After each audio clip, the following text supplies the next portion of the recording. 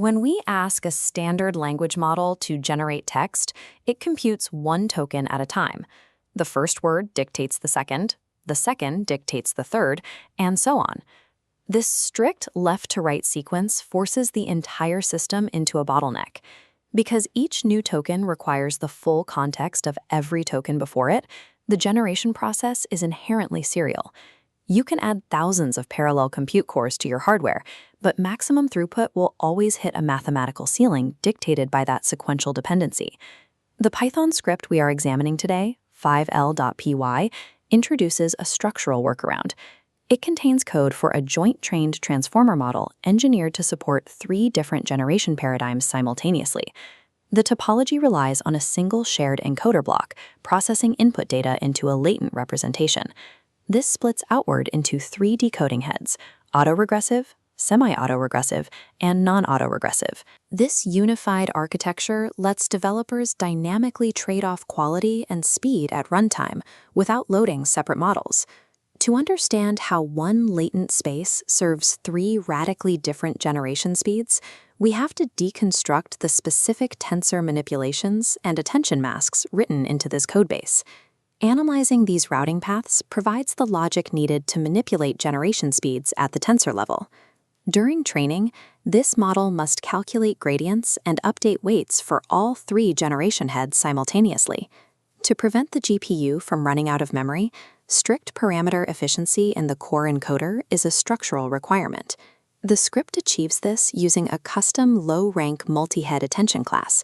It uses an orthogonal projection matrix, where columns are mutually perpendicular, to aggressively compress attention parameters.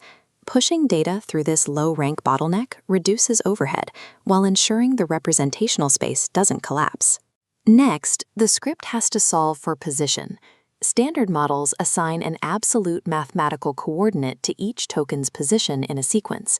But because this architecture dynamically switches between predicting single tokens and blocks of tokens, fixed coordinates break down. The encoder uses a-alibi, applying a static mathematical penalty based on how far apart 2 tokens are. By calculating precise temporal distance instead of absolute position, the code applies a negative slope penalty, locking it at 0 for future tokens to enforce strict directionality.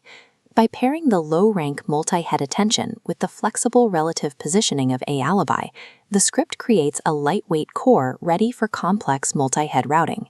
Designing a hyper-efficient core leaves enough VRAM on the GPU for the heavy tensor mathematics executed inside the 3 specialized decoding loops. The first routing path is the autoregressive, or AR head.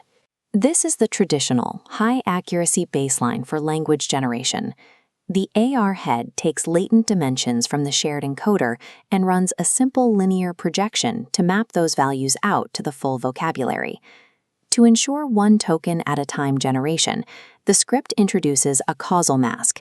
This creates a lower triangular matrix where the upper half is populated by negative infinity. This blinds the model. The softmax function reduces negative infinity to absolute 0, preventing tokens from attending to future positions. AR decoding produces reliable text, but this strict causal masking creates a slow, sequential bottleneck. It is exactly this structural limitation that the next 2 heads are engineered to bypass. This brings us to the semi-autoregressive, or SAT module. Its primary objective is to predict multi-token blocks simultaneously instead of single sequential tokens. The script uses a staircase-patterned SAT mask. This geometry allows tokens within the same block to attend to one another bidirectionally, sharing full context simultaneously. However, it still strictly enforces causal attention across different blocks. A block can look behind itself, but cannot look ahead. To decide block size, the SAT head relies on a dual output architecture. It generates standard vocabulary logics and a dedicated variable gate tensor. During SAT decode, the gate tensor passes through a softmax function to create a probability curve, followed by multinomial sampling. This selects an outcome based on distribution, outputting a discrete stride integer. The model uses its internal confidence to dictate the next block size. When confident in the grammatical structure, the model expands its stride. It skips ahead, predicting multiple tokens in a single step to accelerate generation. The SAT module bridges the gap between quality and speed. Dynamically accelerating when the sequence becomes predictable saves compute cycles without sacrificing context. The third and final generation pathway is the non-autoregressive, or NAT module. Unlike AR or SAT, the NAT decode loop operates with absolutely zero causal masking. Every token can see every other token, providing full, simultaneous sequence visibility. To start NAT generation, the script pads the prompt with a massive array of empty blank placeholders. Rather than stepping token by token, the model makes a single forward pass, predicting candidate values for every placeholder slot at the exact same time. Predicting paragraphs simultaneously creates collisions.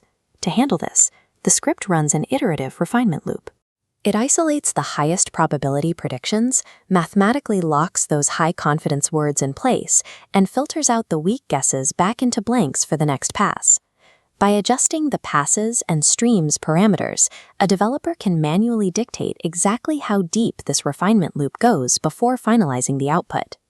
By eliminating the serial bottleneck, the NAT head enables ultra-low latency generation for highly predictable sequences. Stepping back, we can trace a single input embedding mapping through the shared core, splitting into the AR causal, SAT striad, and NAT outputs. Forcing one encoder to satisfy three conflicting generation constraints simultaneously requires stable training conditions. Designing the model topology is only half the problem. The script must also include rigorous systems engineering to keep this joint loss training loop from collapsing. Because a dropped connection during a triple backward pass could corrupt the weights, the script uses resilient token streaming and HTTP backoff logic. This prevents transient network failures on the data hub from ruining the training state. To keep the GPU from crashing while juggling these simultaneous backward passes, the code relies on mixed precision autocasting, dynamically switching between 16-bit and 32-bit floating point numbers, paired with aggressive OOM, or out-of-memory backoffs. This architecture translates directly to production deployment. With this architecture, engineers deploy one single unified model weight file to their servers. Based on real-time server load, the system can instantly toggle between AR accuracy during quiet hours and NAT latency during peak traffic spikes. The logic in 5L.py establishes a framework for building adaptive AI inference engines that optimize for both latency and precision.